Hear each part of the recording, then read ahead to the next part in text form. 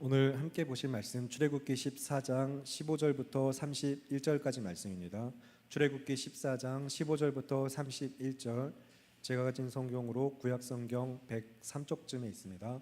출애굽기 14장 14절부터 31절입니다.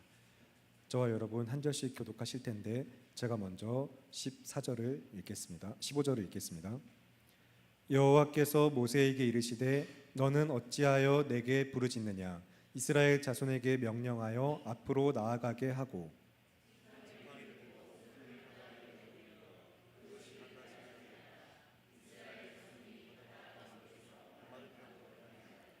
내가 애굽 사람들의 마음을 완악하게 할 것인즉 그들이 그 뒤를 따라 들어갈 것이라.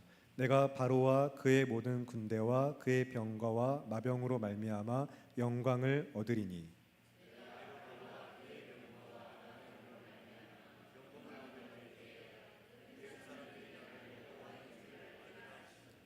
이스라엘 진 앞에 가던 하나님의 사자가 그들의 뒤로 옮겨가매 구름 기둥도 앞에서 그 뒤로 옮겨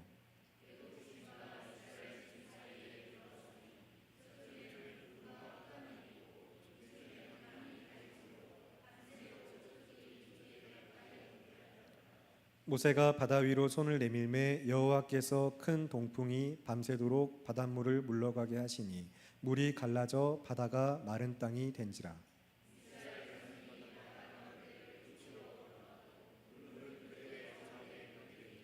애굽 사람들과 바로의 말들 병거들과 그 마병들이 다 그들의 뒤를 추격하여 바다 가운데로 들어오는지라.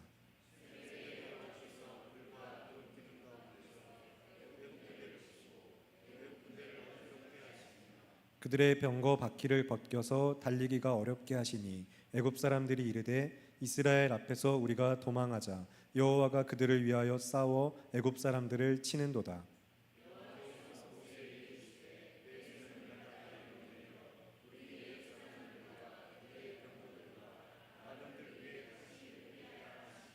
모세가 곧 손을 바다 위로 내밀매 새벽이 되어 바다의 힘이 회복된지라. 애굽 사람들이 물을 거슬러 도망하나 여호와께서 애굽 사람들을 바다 가운데 엎으시니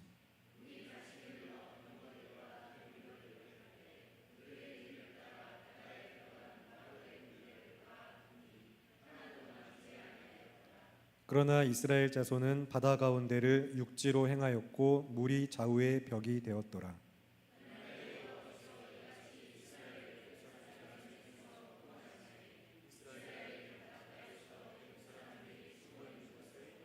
함께 읽겠습니다. 이스라엘이 여호와께서 애굽 사람들에게 행하신 그 큰 능력을 보았으므로 백성이 여호와를 경외하며 여호와와 그의 종 모세를 믿었더라. 아멘. 출애굽기 연속 설교 32번째 시간, 백성이 여호와를 경외하여 여호와와 그의 종 모세를 믿었더라라는 설교 제목으로 담임 목사님 말씀 전해 주시겠습니다. 지난 말씀 이 본문에서 이제 우리 확인한 대로 이스라엘 백성이 이제 가나안 땅으로 가는 길 앞엔 이제 홍해 바다가 앞에 놓여 있고, 그리고 이 백성들 뒤에는 애국 군대가 총동원이 되어서 이스라엘을 다시 종으로 잡아가려고, 정말 죽이거나 다시 종으로 잡아가려고 그렇게 쫓아오고 있는 중이었습니다. 정말로 두려워할 만한 상황이 이렇게 펼쳐져 있는 것이죠. 사실 그 상황도 우리가 이미 짐작하고 있듯이 하나님께서 의도하신 상황입니다. 의도하신 일이었고 또 그들의 믿음을 보기 위한 사건이었지만, 결국 백성들은 그 자리에서 지난 시간에 말씀을 읽으신 대로 어땠습니까? 하나님을 불평하고 벌써 애굽을 그리하고, 그렇게 내가 왜 여기 나와서, 애굽에서부터 왜 나와서 우리를 여기 죽게 하느냐 원망하지 않았습니까? 자, 그렇다면 이 하나님께서 세우신 이 사람 모세는 그렇게 출애굽해서 구원해 내셨건만 원망하고 불평하는 이스라엘 사람들에게 어떤 말을 했었습니까? 우리 오늘 본문 앞에 14절 말씀을 한번 같이 읽어보도록 하겠습니다. 14절입니다. 시작. 여호와께서 너희를 위하여 싸우시리니 너희는 가만히 있을지니라. 아멘. 하나님께서 너희를 위해서 싸울 것인데 너희는 그러니 가만히 있어라 라고 하세요. 움직이지 마라, 이게 아니라 어떤 말입니까? 앞으로 계속해서 나아가되 하나님을 따라갈 때에 뒤돌아갈 생각하지 말고 나왔던 저 애굽으로 다시 돌아갈 생각하지 말고 불평하지 말라는 겁니다. 왜냐하면 하나님께서는 이미 백성들을 위해 싸울 계획을 다 준비해 두셨기 때문에 그렇습니다. 그래서 하나님께서 어떻게 애굽 군대를 상대하실지 그 계획이 이제 15절부터 쭉 드러나고 이제 실행에 옮겨집니다. 홍해를 가르시고 홍해 바다를 가르시고 백성들을 지나가게 하실 계획이 이미 있으셨어요. 그래서 15절에는 이렇게 말씀하시죠. 너는 왜 부르짖느냐? 왜 부르짖느냐? 지금까지 인도하신 것 왜 믿지 않느냐라고 말씀하시는 겁니다. 여기서 우리 성도들도 믿음을 갖고 주님을 따라가다가 겪는 고통들이 올 때 있지 않습니까? 그럴 때에 정말 우리가 쉽게 불평하는 것, 하나님을 쉽게 불평하는 것, 이 상황을 왜 이렇게 주셨습니까? 라고 불평하는 것은 성도의 바른 태도가 아님을 우리가 여기서도 또 깨닫게 됩니다. 여러분 역시 하나님을 따라가다가 믿음으로 따라가다가 눈앞에 닥친 환난 때문에 원망할 만한 상황이 닥쳐도 여러분들 그런 말들을 입 밖으로 내지 마시고 마음으로도 조금도 품지 마시기 바랍니다. 도리어 우리를 하나님께서 어떤 백성으로 빚으시려고 하시는가, 도대체 나를 어떤 하나님의 백성으로 빚으시려고 지금 이런 상황을 나에게 주셨는가, 이것을 여러분 생각하시기를 바랍니다. 자, 그렇다면 계속해서 본문 15절은 그래서 이렇게 말하는 거예요. 하나님께서 다 살 길로 인도하고 계신데 왜 불평하고 죽는 듯이 소리 지르냐, 이러는 겁니다. 사실 이 말은 하나님께서 모세에게 하시는 말이 아니라 이스라엘 백성들에게 하시는 말입니다. 하나님은 늘 이스라엘과 대화할 때에 누구를 통해서 하셨습니까? 이 모세지요. 그렇습니다. 이 선지자 모세를 통해서 대화를 계속해서 말을 전달하셨던 것을 생각해 보면은 지금 이 장면은 원망하고 불평하는 백성들에게 하시는 말씀이에요. 왜 부르짖느냐? 그러니 이스라엘 백성들이 이제 해야 될 것은 이제 모세의 말을 따라서 하나님께서 가라 하신 곳으로 이제 끝까지 신뢰하고 가면 되는 겁니다. 그런데 하나님께서 인도하시는 곳이 어디였죠? 어디입니까? 죽는 길이죠. 죽는 길로 가라고 합니다. 바로 홍해 바다입니다. 모세에게 말씀하세요. 지팡이를 들고 손을 바다 위로 내밀어 바다를 갈라지게 하라. 그리고 바다 가운데 마른 땅으로 행하라, 걸어가라 라는 거예요. 이렇게 보면 사실 불가능한 일을 지금 하나님께서 말씀하신 겁니다. 불가능한 곳으로 나아가라고 하시는 거예요. 바다를 건너야 될 텐데 안전한 장비도 없이 바다로 가라니 이게 무슨 말입니까? 죽으라는 겁니다. 그러나 어떻습니까? 하나님께서는요, 모세로 지팡이와 손을 들어 바다를 갈라지게 하라 하시고, 그리고 바다 가운데 그렇게 드러난 마른 땅으로 백성을 지나가게 하시려고 그렇게 이미 계획을 갖고 계셨던 겁니다. 그런데 이 백성들은 이걸 전혀 이해하지 못하죠. 하나님께서 정말 그렇게 하실까? 절로 앞으로 나아가면 정말 죽는 길인데 저 모세가 지금 밤새 뭘 하는 건가? 계속해서 마음과 불평뿐입니다. 손을 들자마자 갈라진 게 아니죠. 밤새 바람이 붑니다. 계속해서 그런 상황을 백성들은 지켜봐야 됐던 거예요. 여러분이 한번 생각해 보시기 바랍니다. 물론 굳이 이렇게 해야 하실까? 꼭 이렇게 하셔야만 하셨을까? 앞에 그 두려운 바다를 우리 앞에 내버려 두고 글로 가라고 하십니다. 여러분, 그런데 하나님께서는 그런 상황 앞에 우리를 내버리시고 다 목적을 갖고 계십니다. 그 가장 중요한 그 목적은 무엇인가? 왜 이렇게 하셨는가? 왜 홍해 바다를 굳이 이렇게 건너가게 하셨는가? 그 목적은 이 설교 마지막에 가서 자세히 짚어볼 것이고요. 우선은 이스라엘은 이 상황이 정말로 두려워할 만한 상황이었다는 것을 우리도 생각해 봐야 되는 겁니다. 우리는 편하게 이 일들이 어떻게 진행되는지 알고 있겠지만 그들의 입장에 대해서 생각해 보세요. 죽는 겁니다. 모세를 따라 하나님의 말씀대로 애굽에서 나온 것을 후회하고 그냥 종으로 살 걸 왜 굳이 약속 말씀을 받아가지고 가나안 땅으로 가느냐, 원망할 만한 상황이긴 했습니다. 망하게 된 상황이죠. 다시 애굽의 종으로 끌려가거나 죽게 된 상황이기 때문에 원망할 수 있습니다. 그러나 전혀 염려할 필요가 없는 것이 하나님의 백성이라는 것을 우리가 생각해 보셔야 돼요. 왜 그런지 우리 19절 20절 말씀을 한번 읽어보고 왜 걱정할 필요가 없었는가 우리 한번 읽어보도록 하겠습니다. 시작.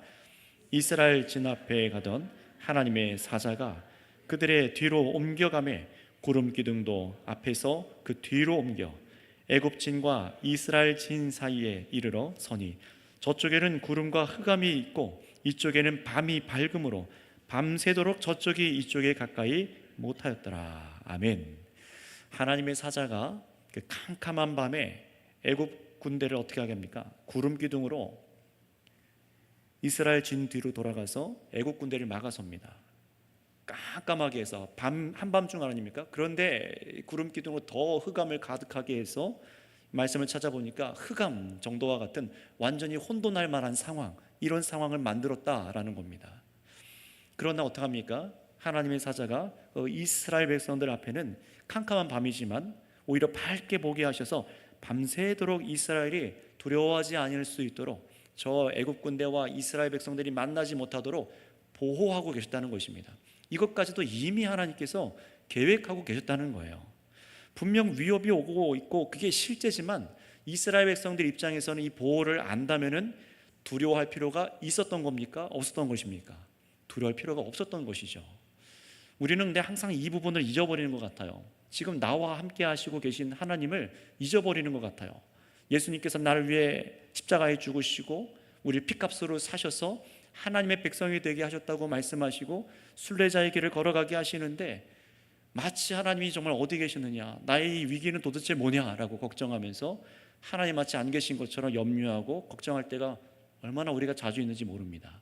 근데 바로 이스라엘 백성들이 그런 상황입니다. 그러나 여러분, 하나님께서 이렇게 보호하고 계신다는 것을 우리도 믿는다면 이런 상황에서 염려하지 마시기 바랍니다.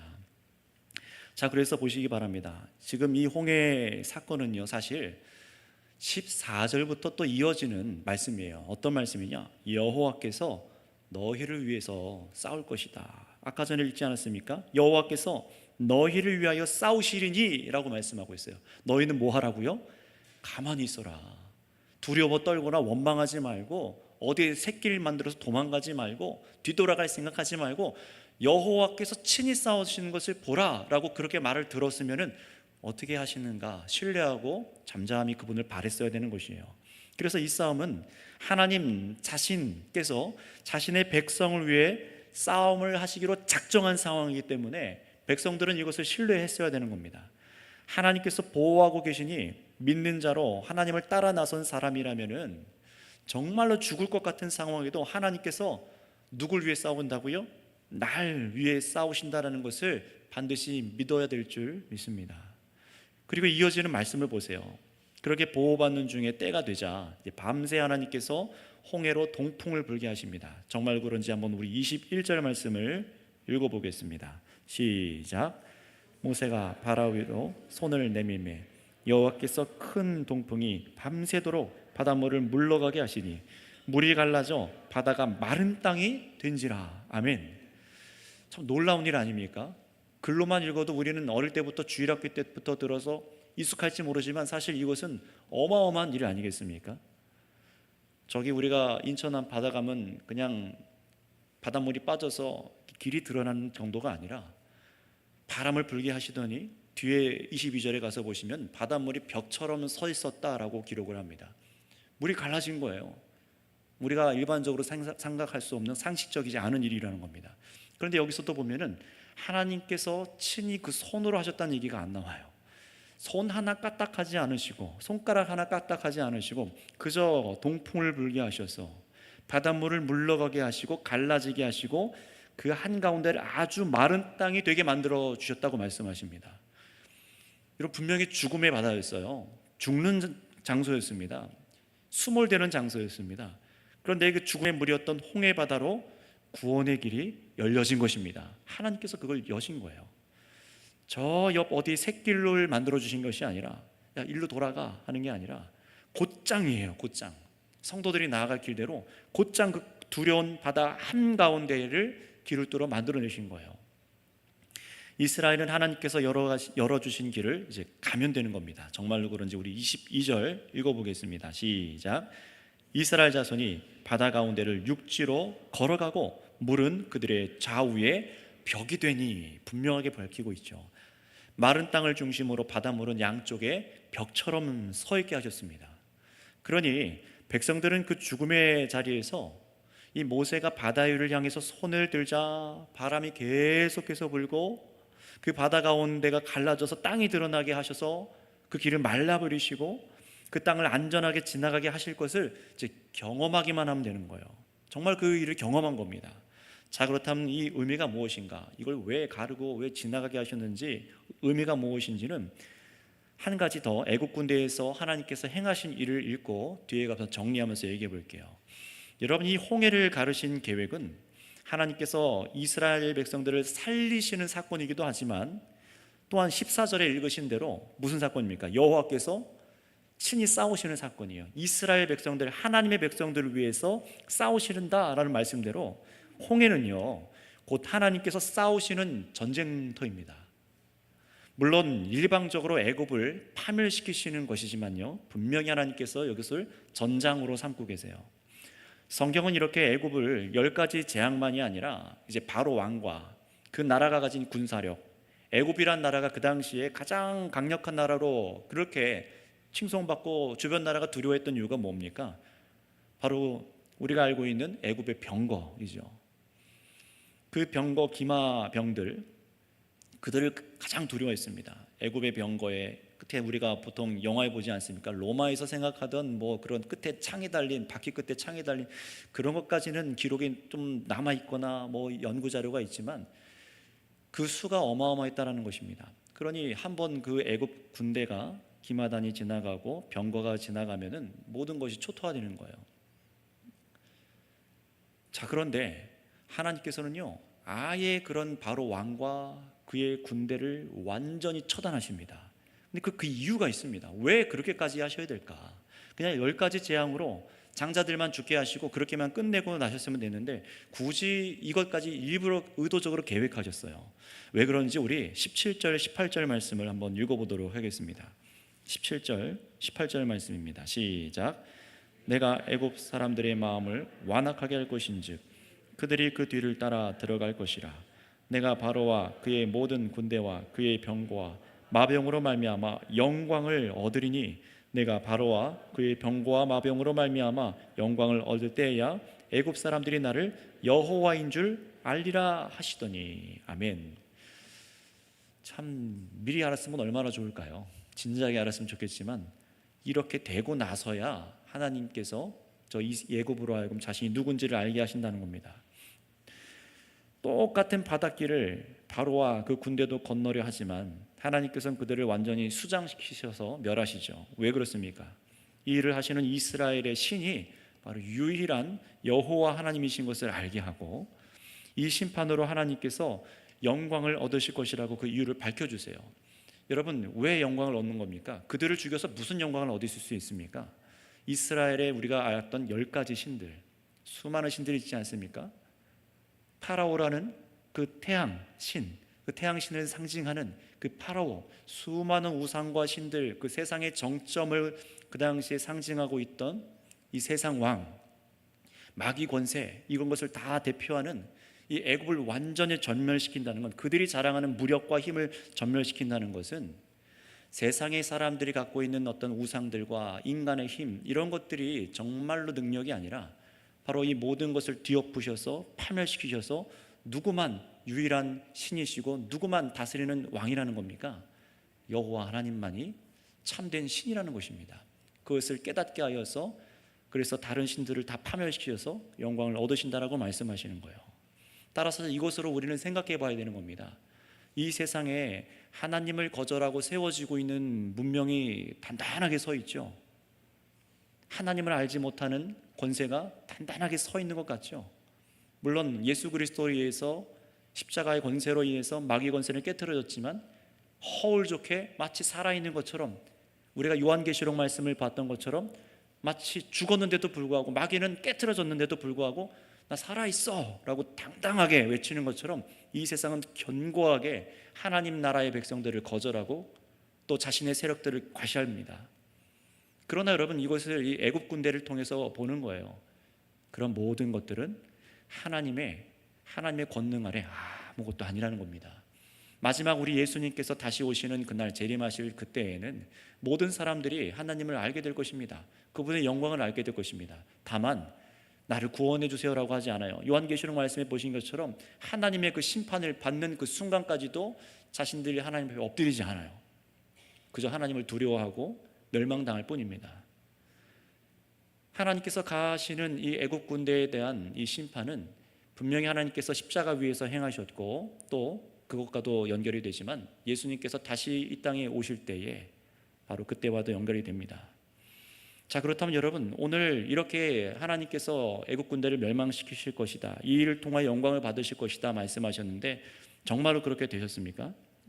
23절을 보시면은 이스라엘 백성 무리가 바다가 갈라져 가운데 마른 땅을 따라 건너간 것을 애국 군대도 보고 자신들도 갈 수 있을 것이라 믿고 바다로 따라 들어갔습니다. 하지만 어떻게 됩니까? 24절, 25절 보시면은 하나님께서 이들과 싸우시는데 정확히는 심판하시는 것이죠. 불과 구름 기둥 가운데서 애국 군대를 보시고 애국 군대를 어지럽게 만드십니다. 이 공황 상태로 만드시는 거예요. 또 애굽이 자랑하는 그 병거의 바퀴를 벗겨버리셔서 바퀴가 빠져버리게 만든 거죠. 달리기가 어렵게 만들어 버리십니다.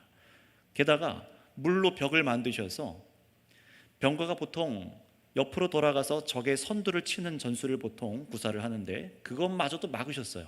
전술적으로도 힘으로도 능력으로도 완전히 하나님께서 그들을 혼비백산하게 만드시고 병거마저 달리지 못하게 하셔서 전쟁을 지금 치르고 계신 겁니다. 재미있는 것은 하나님께서 이스라엘 백성 도움 없이 홀로 싸움을 하고 계신다는 사실이에요. 또 하나님은 직접 움직이지도 않으십니다. 그저 이 땅에 있는 자연을 사용하셔서 일하시는 정도일 뿐이지만 그것만으로 애국 군대를 완전히 파멸시킬 수 있는 분인 것도 보여주십니다.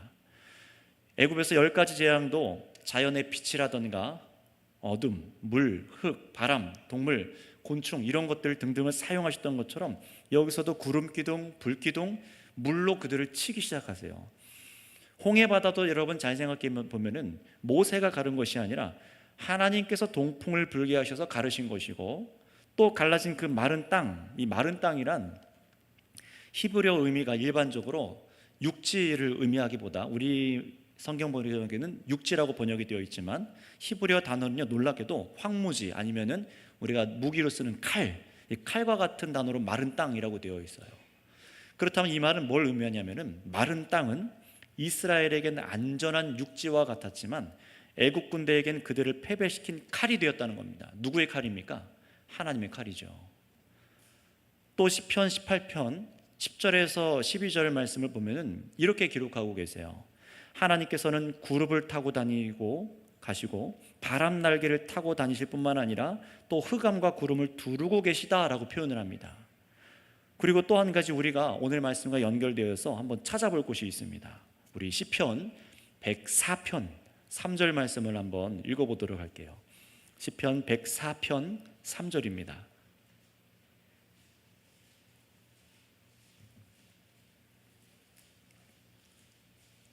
시편 104편 3절. 자, 다 찾으셨으면은 시편 104편 3절을 다 같이 한번 읽어보도록 하겠습니다. 같이 읽겠습니다. 시작. 물에 자기 누각에 들보를 얹으시며 구름으로 자기 수레를 삼으시고 바람 날개로 다니시며 아멘. 자, 잘 보세요. 하나님께서는 무엇을 자기 수레로 삼으신다고 하십니까? 구름이라고 되어 있어요. 구름으로 자기 수레를 삼으신다라고 비유적으로 표현합니다. 그러니 여러분 지금 애굽 군대의 병거가 아무리 강력해도 이 지구상에 사람이 통제할 수 없는, 그것도 구름을 자신의 수레로 삼으시는 하나님께는 도저히 이길 수 없는 겁니다. 애국 군대의 그 병거가 아무리 강력해도요 하나님의 그 수레 병거에는 비할 수가 없는 겁니다. 자기 백성을 위해 싸우시기 위해서 구름으로 수레를 삼으신 하나님 앞에 애굽의 힘의 상징인 병거 수레는 속수무책으로 다 박살이 난 거예요. 여러분 지금 누가 싸우는지를 끝까지 보시기 바랍니다. 하나님께서 싸우시는데 하나님의 수레는 뭐예요? 나무로 되어 있거나 철로 되어 있거나 그러지 않습니다. 말로 되어 있지 않습니다. 그룹들을 타고 다니며 천사들을 타고 다니시며 구름을 자신의 수레로 병거로 삼으시는 분이라고 말씀하시는 거예요. 여러분, 이 커다란 이 지구적인 우주적인 이미지를 생각해 보세요. 하나님께서 얼마나 강력한 하나님이신가. 그런 분이 지금 누굴 위해 싸우고 계시다고요? 나 하나님의 백성들, 내가 너를 위해서, 너희들을 위해서 내가 싸우리니 너희는 잠잠하라 라고 말씀하십니다. 이런 말씀 속에서 이스라엘 백성들과 우리들은 기억해야 되는 거예요. 누가 도대체 나를 위해 지금 싸운다고 말씀하시는 건가? 그때 여러분, 우리들의 믿음이, 우리의 정신이 바짝 차려지지 않겠습니까? 누가 나를 위해 싸운다고? 우리 찬양송 중에도 있지 않습니까? 우리를 위해 싸우는 그 장수가 누구인가? 얼마나 강력한 분이 우리의 싸우시는 것인가 생각하게 만드는 거예요. 자, 결국 애국 군대는요, 이 상황에 대해서 자신들 입으로 이렇게 시인합니다. 뭐라고 말했는지 우리 25절 말씀을 읽어보도록 하겠습니다. 25절입니다. 시작. 그들의 병거 바퀴를 벗겨서 달리기가 어렵게 하시니 애굽 사람들이 이르되 이스라엘 앞에서 우리가 도망하자 여호와가 그들을 위하여 싸워 애굽 사람들을 치는도다. 아멘. 우리가 도망가자 여호와가 그들을 위하여 싸워 애굽 사람들을 치는도다. 세상 사람들이 하나님을 안 믿는 이 우상을 섬기는 자들이 고백하는 거예요.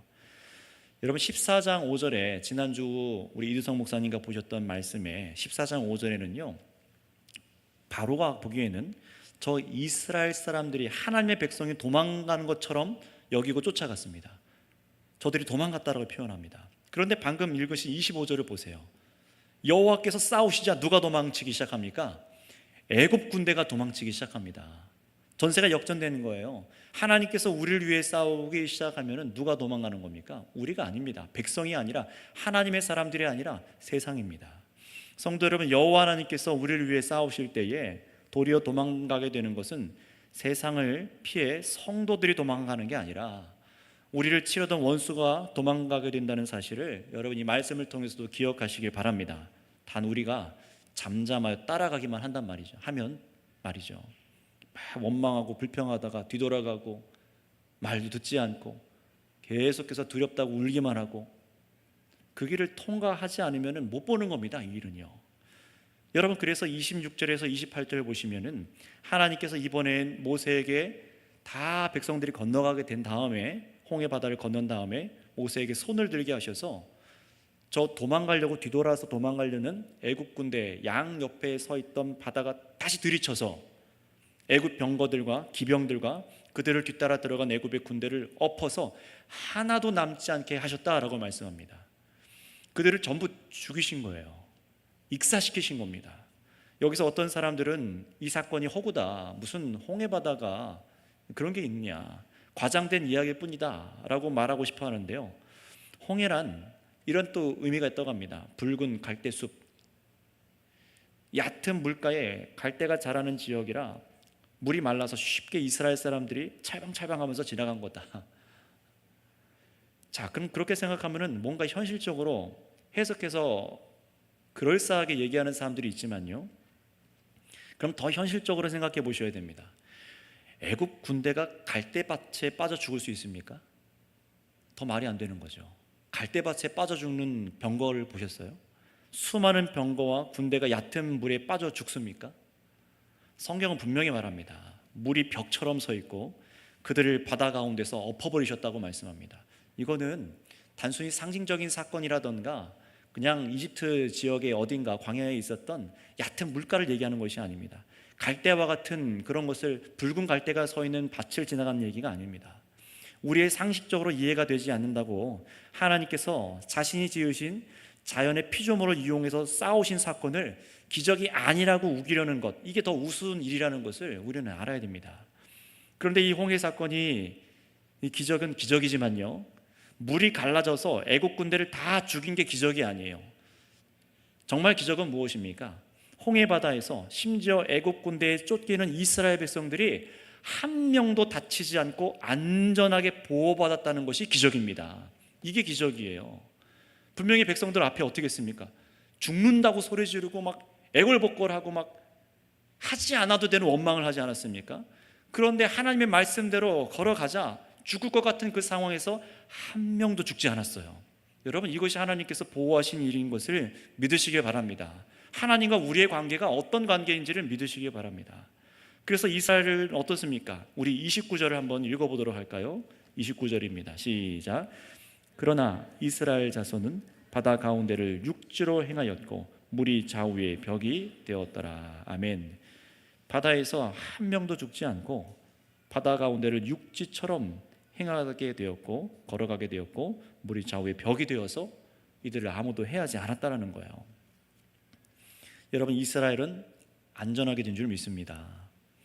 하나님께서 자기 백성을 위해 싸우실 때 백성은 안전합니다. 그 갈라진 홍해는 마른 땅과 또 바다는 이스라엘에겐 구원의 길로 사용되었어요. 하지만 애굽 군대에겐 결국 그 갈라진 땅과 바다는 심판하시는 여호와의 칼이 된 것이에요. 성경은 여기서 이런 얘기도 하고 싶은 겁니다. 어떤 얘기를 하고 싶은 것이냐? 누가 이 싸움을 주도하고 계셔서 자기 백성을 구원하시고 또 원수를 심판하여서 무찔렀는가? 이 질문을 하고 있는 거예요. 바로 누구십니까? 여호와 하나님이 홀로 이 싸움의 장수가 되셔서 자신의 백성들을 위해 싸워 이기셨다라는 것입니다. 아무도 여호와 하나님께 도움을 준 사람이 없어요. 여호와 하나님 홀로 이 일을 이루셨습니다.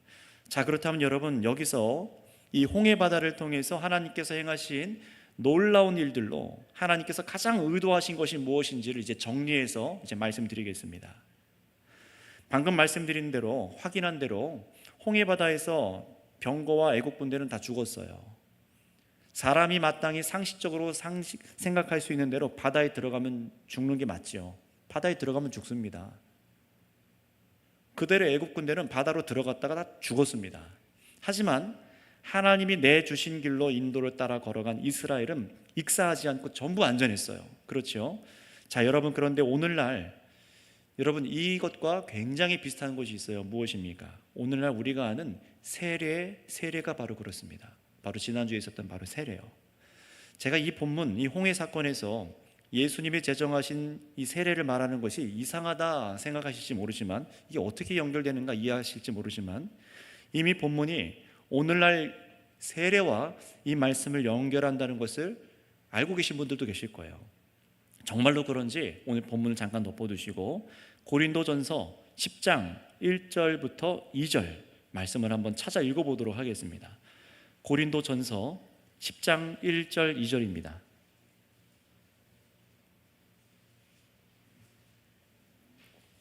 이제 이 홍해 사건과 신약의 말씀이 어떻게 연결되어서 이 말씀을 우리에게 믿도록 하고 있는지를 보는 거예요. 고린도전서 10장 1절과 2절입니다. 고린도전서 말씀입니다. 우리 1, 2절 같이 한번 읽어볼까요? 시작. 형제들아, 나는 너희가 알지 못하기를 원하지 아니하노니 우리 조상들이 다 구름 아래 있고 바다 가운데로 지나며 모세에게 속하여 다 구름과 바다에서 뭘 받았다고요? 세례를 받고라고 말씀하시죠. 이 사건을 세례라고 말해요. 모세에게 속하여 다 구름과 바다에서 세례를 받았다라고 말합니다. 사도 바울은요, 신약에서 이 홍해 사건을 무엇을 의미해야 하는 것인지를 해석해 주고 있는데 그걸 세례라고 말해요. 이스라엘 백성들이 홍해에서 모세를 따라, 모세를 믿고 따라 들어가 세례를 받았다라고 말하는 겁니다. 자, 여러분, 세례가 무엇입니까? 지난번에 제가 설명을 계속 드렸죠. 세례는 십자가에 죽으신 예수님과 연합하는 것이었어요. 세례가 무엇이라고요? 십자가에서 죽으신 예수님과 연합하는 것입니다. 십자가에 죽은 예수님이에요. 죽은 예수님과 연합하는 게 세례입니다.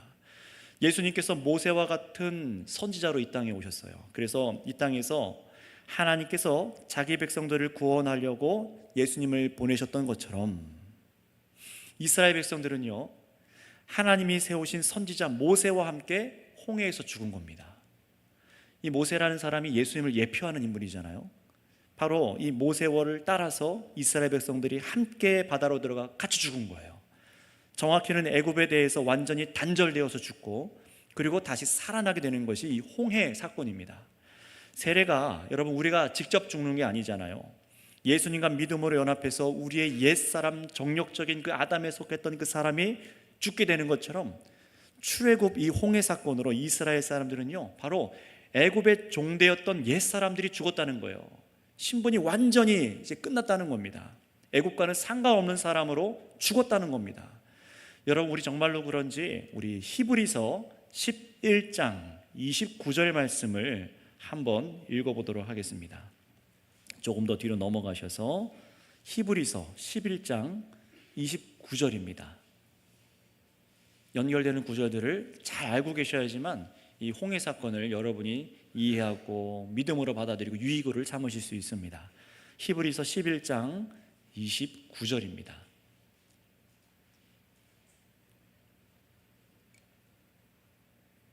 같이 읽겠습니다. 히브리서 11장 29절 시작.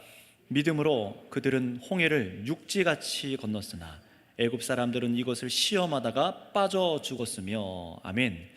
자, 보세요. 백성들이 홍해를 건넌 것을 무엇으로 건넜다고 말하고 있습니까? 믿음으로 라고 말하고 있어요. 사실 그러나 아직 안 믿었어요. 물론 따라가는 것을 믿음으로 그렇게 표현한 거지만 모세만 믿음으로 그 길을 앞장서서 들어갔고 뒤에 군대가 온다고 하니까 지금 이 이스라엘 백성이 따라간 겁니다. 백성들은 따라 들어갔어요. 그냥 따라 들어간 거예요. 그럼에도 이 백성들이 믿음으로 홍해를 육지같이 건넜다라고 기록을 하고 있습니다. 그러나 애굽 사람들은 믿음과는 전혀 상관없는 길을 택한 거예요. 다른 목적으로 이스라엘 백성들을 따라가 바다로 들어갔다가 죽임을 당합니다.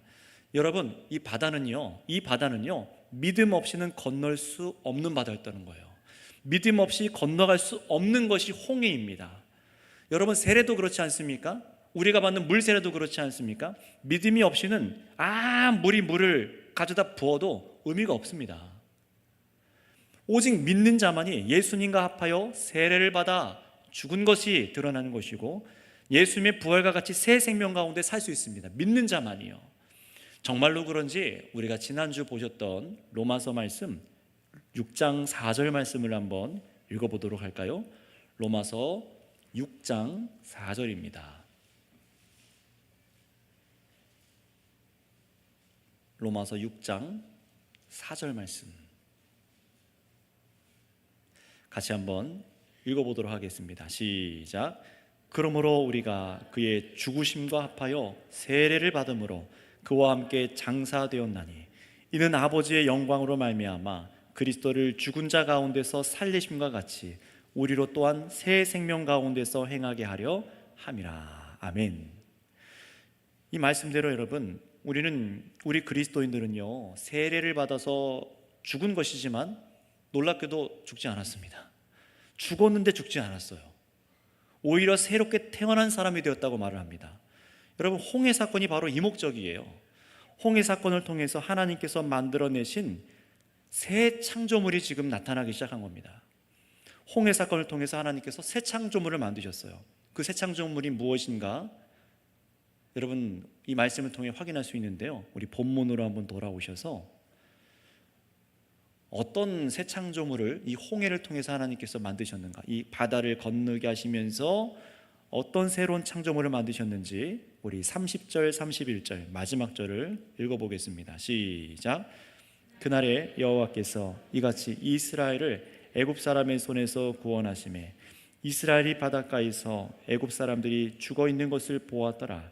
이스라엘이 여호와께서 애굽 사람들에게 행하신 그 큰 능을 보았으므로 백성이 여호와를 경외하며 여호와와 그의 종 모세를 믿었더라. 아멘.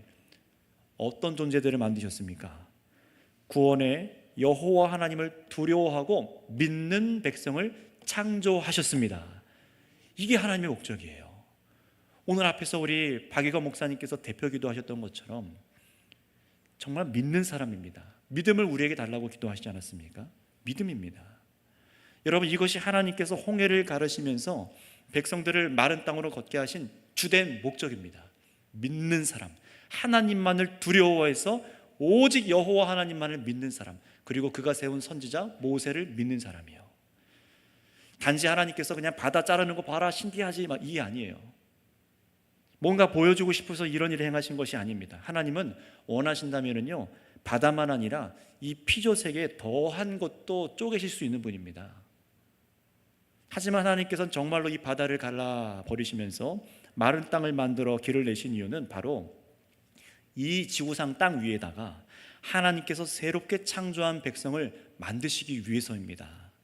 애굽에 대해서는 완전히 죽고, 다시 말하면 죄에 대해서는 완전히 죽고, 새롭게 태어난 하나님만을 두려워하고 믿는 백성을 만든 거예요. 애굽의 수많은 온갖 우상들을 두려워하거나 숭배하지 않고, 바로 왕을 두려워하지 않고, 애굽의 군대와 병거를 두려워하지 않고, 더 능하신 여호와 하나님만을 두려워하고 그분을 믿고 그가 세운 선지자 모세를 믿는 백성을 만들어내신 겁니다. 이게 얼마나 중요한 것인지 이 사건을 이후로 하나님께서 안식일을 지키라 라고 말씀하실 때 애굽에서 나왔던 것을 기억하면서 해라 라고 말씀하세요. 여러분, 오늘 본문 다시 14장 10절 말씀으로 올라가 볼까요? 오늘 본문 위로 올라가시면은요, 14장 10절, 지난번에 우리 이두성 목사님과 보셨던 본문인데요, 14장 10절을 한번 읽어보겠습니다. 시작.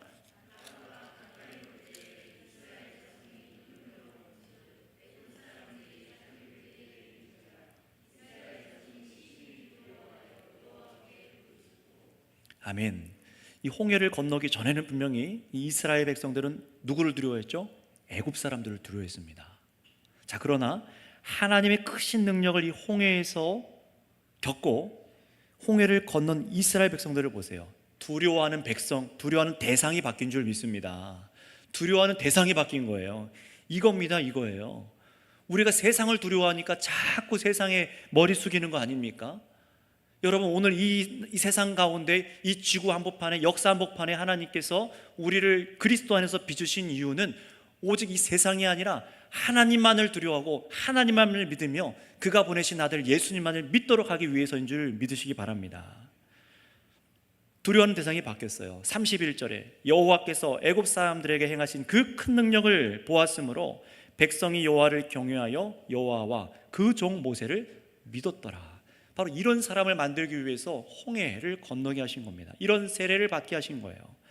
하나님께서 홍해를 통해 바다를 가르시고 백성을 구원하며 애굽을 심판하신 크신 사건은 세상보다 하나님을 더 두려워하라는 거예요. 오직 하나님과 그 종 모세만을 믿으라는 겁니다. 그런 백성을 만들어내신 창조의 사건이라고 이 사건을 볼 수가 있습니다. 제가 왜 자꾸 새 창조, 창조 이런 얘기를 꺼냈냐면은, 이런 단어를 쓰냐면은 정말로 이 홍해 사건이 그렇기 때문입니다.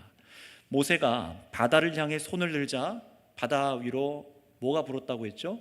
동풍이, 바람이 불었다라고 하고 있어요. 근데 그것은요, 어떤 말씀과 연결되냐면 창세기 1장 2절에 수면 위에 성령이 운행하시더라 라는 말씀과 연결이 됩니다. 성령을 뜻하는 단어 여러분 많이 들어보셨을 거예요. 루아흐라는 단어가 성령을 뜻하는 단어잖아요. 강한 바람을 의미하기도 합니다. 그런데 그 강한 바람이 창세기 1장 2절에 보면은 수면 위에 성령이 강한 바람처럼 운행하고 계시더라 라고 말합니다. 그리고 하나님께서 창세기에 보시면은 말씀하시자 물이 한 곳에 모이고 또 묻이 드러나, 모인 물을 하나님께서 바다라고 부르시고 그리고 드러난 묻을 하나님께서 땅이라고 부르십니다. 바로 이 사건처럼 하나님께서 모세에게 명하여 지팡이를 들게 하시고 물과 땅을 분리시키셨습니다. 그리고 그 묻을 마르게 하셔서 사람들이 살아서 지나갈 수 있도록 만드셨어요. 정리해 보겠습니다. 하나님께서는요, 바로 이 홍해 사건을 통해서 이스라엘 백성들이 모세를 따라 모세에게 명하여 가르신 홍해 바다를 건너게 하셨잖아요. 애굽과 단절하신 거예요. 완전히 단절하고 옛 종되었던 이스라엘을 다 죽게 만드셨어요. 게다가 동풍으로 마른 땅을 만드셔서 백성들을 구원하여 주셨습니다. 하지만 하나님을 시험하고 믿음 없이 홍해로 따라 들어간 애굽 왕과 군대는 하나님의 칼에 의해서 심판받아 죽었습니다. 그들은 새롭게 만들어지지 못한 거예요. 믿음 없이 들어갔으니까요. 그러나 누구만 새롭게 창조되었습니까? 믿음으로 들어간 이스라엘 백성들은 새롭게 창조된 것입니다. 이게 반복되고 있는 거예요. 하나님께서 창조하셨던 그 사건의 그 단어들과 표현들과 그 상황들처럼 이 홍해 속에서 하나님께서 그 일들을 행하셔서 지금 하나님께서 무엇을 만드셔 내셨는지를 보는 겁니다. 혼란하고 죄악으로 망가진 이 세상, 온통 하나님을 거절하는 이 세상, 우상을 섬기고 세상 권력을 두려워하는 이 세상, 폭력을 두려워하는 이 세상, 그런 세상에서 하나님께서 새로운 백성을 만드시고 창조하셨으니 그들이 하나님의 백성 이스라엘인 줄 믿습니다. 영적인 이스라엘, 예수 그리스도로 믿는 저와 여러분인 것을 믿으시기 바랍니다. 따라서 성도 여러분, 홍해 사건을 통해서 우리 그리스도인들은 우리가 오늘 이 말씀을 통해 무엇을 깨달아야 되는 것입니까? 이 홍해 사건이 예수님을 믿는 성도들의 세례를 보여주는 사건이라면 선명해지는 것이 있죠. 예수님을 따라 나선 자는 믿음으로 예수님과 함께 죄에 대해서 죽었고 세상과 단절된 동시에 새롭게 태어난 사람이라는 것을 여러분 그렇게 여기시길 바랍니다. 그렇게 믿으셔야 된다는 거예요. 오직 하나님만을 두려워하는 백성으로 우리를 빚으셨어요. 하나님과 모세를 믿게 된 그 이스라엘 백성들처럼 이제 교회가 된 우리가 두려워야 될 것은 저 애국과 같은 세상 권세가 아닙니다. 핵미사일이 아닙니다. 정말 우리가 두려워야 될 것은 하나님 한 분이십니다. 이 믿음이 있느냐 없느냐를 지금도 우리 안에서 확인하고 계시지 않겠습니까? 그리고 오직 하나님 아버지와 그 아들 예수님만을 믿는 백성으로 살아가야 된다는 것을 우리는 이 순례자의 길 가운데 분명히 깨달아야만 되는 것이죠. 그러니 우리가 예수를 믿는다는 것은 우리 삶에 굉장한 급진적인 변화가 이미 일어났고 영적으로 일어났고 또 완전히 새롭게 우리가 살아가야 된다는 것을 의미하는 겁니다. 완전히 새롭게 살아야 된다는 거예요. 예수님 믿으셨습니까? 세례 받으셨습니까? 완전히 새롭게 살아가야 된다는 겁니다. 이 땅에서요. 완전히 새롭게 창조하신 사람이니까요. 이 세상에서 두려운 것이 박힌 사람들입니다. 믿는 바가 달라진 사람들로 살아가셔야 됩니다. 또 여러분께서 두려워할 만한 상황에서 스스로 길을 내고 원망하고 내 방법을 찾아서 내가 싸우겠습니다, 그렇게 살아가는 사람이 아니라 다시 종으로 돌아가는 게 편하겠구만, 이게 아니라 여러분 위기 없이 샛길로 돌아간다는 것, 그것도 우리 길이 아니라는 것을 보는 겁니다. 샛길이 아니라 여러분 한번 따라해 주시기 바랍니다. 우리는 돌아갈 길이 없습니다. 돌아갈 샛길이 없습니다. 지름길도 없고요, 돌아갈 길도 없습니다. 돌아가면은 종이 되는 거 죽는 것이고, 샛길을 찾는다면 그 길은 빨리 가는 것 같아 보이고 안전한 것 같지만 그 길도 망합니다. 원망과 불평이 아니라 성도 여러분, 구름 가운데 원수들을 막으시고 백성이 갈 길을 비춰주신 하나님의 도우심처럼 하나님께서는 곧장 가나안 땅을 향해 이스라엘 백성들이 가게 만드신 것처럼, 물론 큰 그림을 보면 돌아가는 것 같지만 하나님께서 가라라고 말씀하신, 모세가 가야 된다라고 말씀한 길, 여러분 우리는 그 길로만 가야 될 줄 믿습니다. 그 길만이 사는 길이라는 거예요. 죽는 길 같은데 사는 길입니다. 예수님을 믿어서 따라가는 그 길이 죽는 것 같은데 사는 길입니다. 세례는요, 여러분에게 죽으라는 거예요. 맞습니다. 죽음을 받아들이라는 겁니다. 세례 받았다면 내가 죽었다는 것을 인정하라는 겁니다. 그리고 이전과 같이 살지 않겠다고 결단하게 만드는 거예요. 이렇게 죽지 않고, 이렇게 모세와 함께 애국 군대가 들어가서 죽은 그 바다로 함께 들어가지 않았다고 생각해 보세요. 그런 백성들은 어떻게 됐을까요? 다 죽는 겁니다. 다시 종으로 끌려가는 겁니다. 여러분 오늘날도 생각해 보세요. 예수님과 함께 우리는 세례 받았습니다. 그럼에도 불구하고 내가 죽었다는 것을 받아들이지 않고 새롭게 창조되었다는 것을 믿지 않는 사람들은 얼마나 비참한 삶을 살아가게 될까요? 정체성의 혼란이 올 것 같아요. 맨날 원망과 불평을 하게 될 것 같습니다. 그러니 여러분, 이미 예수 그리스도를 믿는 분들께서는 그리스도라는 소망과 함께 믿음으로 죽고 믿음으로 살아서 하나님의 큰 구원을 경험하신 분들입니다. 여러분들이 그런 은혜 가운데 다시금 지어진 것을 믿으시기 바랍니다. 이것이 가장 크고 기쁜 일이에요. 그러니 애국 군대의 시체가 바다에 떠 있는 것을 보고 이스라엘 백성들이 하나님을 두려워했던 것처럼 십자가 위에 마귀가 패하고 또 예수님으로 앞으로 다시 오시는 그날 모든 원수가 멸망당할 것을 믿고 오직 여러분 예수님만을 믿으시기를 바랍니다. 우리 마지막으로 요한계시록 말씀을 한 군데 찾아서 읽어보고 설교를 마무리하겠습니다. 요한계시록 15장 2절에서 4절까지 말씀입니다. 요한계시록 강해 때에 이 부분을 설명했었는데요. 요한계시록 15장 2절에서 4절까지입니다. 자, 함께 읽어보겠습니다. 2절부터 4절 시작. 또 내가 보니 불이 섞인 유리바다 같은 것이 있고 짐승과 그의 우상과 그의 이름의 수를 이기고 벗어난 자들이 유리바닷가에 서서 하나님의 검은 거를 가지고 하나님의 종 모세의 노래 어린 양의 노래를 불러 이르되 주 하나님 곧 전능하신 이시여 하시는 일이 크고 놀라우시도다. 만국의 왕이시여 주의 길이 의롭고 참되시도다.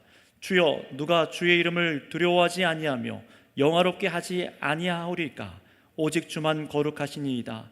주의 의로우신 일이 나타났음에 만국이 와서 주께 경배하리다 하더라. 아멘.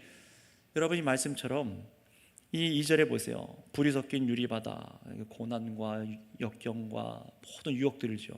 짐승과 그 우상, 두 짐승도 설명드렸습니다. 이 경제적인 우상과 그리고 적 그리스도, 그런 모든 그 이름들의 수를 이기고 벗어난 자들이 유리 바닷가에 서서 마치 이스라엘 백성들이 홍해를 건너서 반대편을 바라보면서 뭐 하고 있다고요? 하나님의 검은고를 가지고 하나님의 종 모세와 어린 양의 노래를 부릅니다. 우리가 다음 주에 보실 말씀이 모세의 노래예요. 우리가 이렇게 승리했다, 하나님께서 행하신 일을 봤다, 찬양합니다. 바로 그 일이 마지막 그날에도 일어날 것이다라고 상징적으로 얘기하는 것이잖아요. 여러분, 우리는 이 말씀을 믿어야 됩니다. 그리스도와 함께 걸어가는 이 길만이 승리가 있고, 그런데 여러분 잘 아셔야 될 것이 무엇입니까? 내가 싸우는 게 아니라 누가 대신 싸우고 계신 것입니까? 하나님이십니다. 그래서 우리는 힘을 빼도 돼요.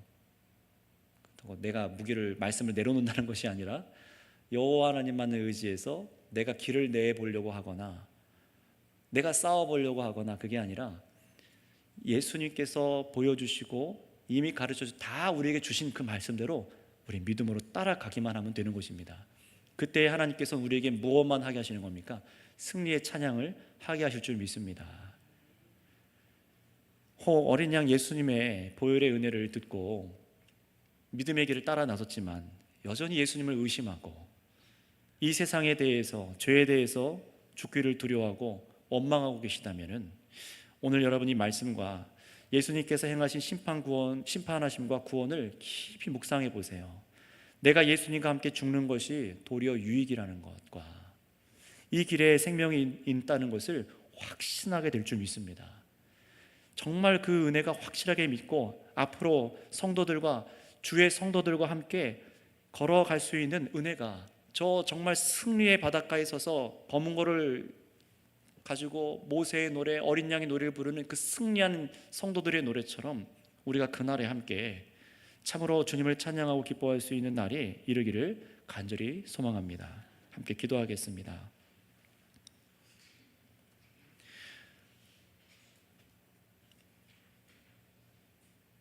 세례란 믿음이 있는 사람만 건널 수 있습니다. 믿음 있는 사람만 죽고 믿음 있는 사람만 다시 삽니다. 믿음이 없이는 이 길을 갈 수가 없습니다.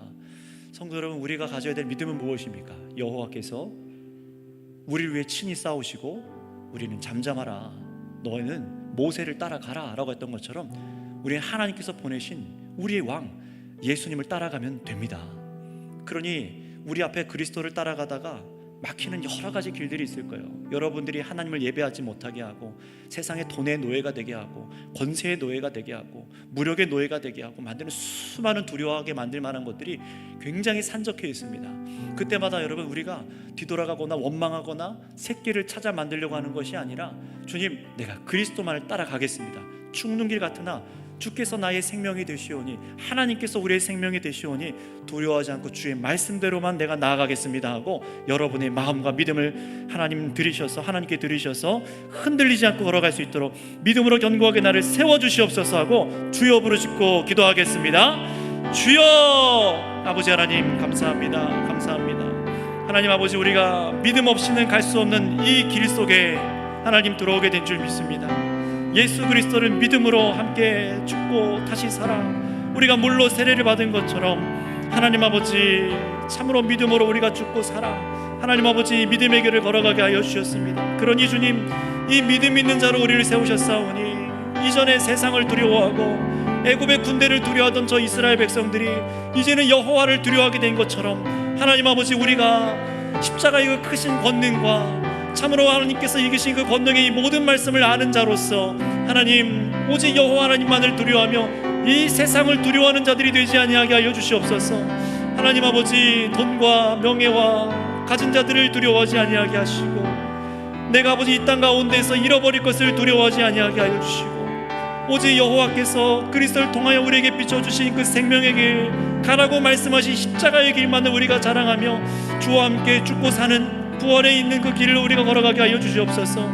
그래서 하나님, 우리가 이 세상 가운데에서도 이 순례자로 길을 걸어가는 가운데 하나님 염려하지 않고 두려워하지 않고 걸어갈 수 있는 믿음을 저희에게 허락하여 주시옵소서. 하나님 아버지, 오늘 이 시간이 말씀으로 우리를 단단하게 하시오니 우리가 두려워하던 것, 하나님 아버지가 믿지 못하던 것들, 그런 의심과 생각들과 마음들을 내려놓고 오직 그리스도 안에서 허락받은 이 믿음, 이 선물로 받은 믿음을 하나님 가지고 참으로 이 주의 말씀을 믿고 한 걸음 한 걸음 나아갈 수 있도록 주의 성도를 붙잡아 주시옵소서. 하나님 아버지, 참으로 믿음 있는 자를 보기 원하시는 주님, 믿는 자를 보기 원하시는 주님, 우리가 오늘 말씀처럼 참으로 주님만을 두려워하고 참으로 심판하여 하시는 그 권능의 주님만을 경외하며 주님만을 의뢰하고 기뻐하며 찬양할 수 있는 저희가 다 되게 하여 주시옵소서. 오늘 두려웠던 함께 하시고 감사합니다. 아버지 하나님, 오늘 세상을 보고 우리가 처해 있는 환경을 보고 두려워하던 성도들이 이제는 그리스도 안에서 말씀으로 하나님만을 두려워하고 경외하기를 원합니다. 정말 그런 마음을 우리 가운데 빚어주신 줄을 믿습니다. 새롭게 이 마음을 창조하여 주시고 이 삶을 살아갈 수 있도록 우리를 세상에 속한 세상의 종이 아니라, 죄의 종이 아니라 아버지의 백성으로 빚으신 줄을 믿습니다. 오직 하나님 아버지만을 믿으며 그가 보내신 외아들 예수님만을 믿고 참으로 죽는 길 같으나 참으로 사는 길, 하나님, 우리가 그 바닷속으로 들어갈 때 우리는 죽었고 우리가 다시 그 나올 때 살았던 것처럼 그 세례와 같이 우리가 세례를 받은 자들로서 하나님, 오직 예수님만을 믿고 걸어갈 수 있는 주의 백성이 되게 하여 주시옵소서. 그때마다 주님, 우리의 힘이 아니라 하나님께서 친히 우리를 위해서 싸우고 계신다는 것을 믿고 오직 우리는 담대하게 기쁨으로 나아가게 하여 주시옵소서. 이 믿음을 오늘 우리에게 허락하신 것에 감사하며 우리 구주 예수님의 이름으로 기도드렸사옵나이다. 아멘.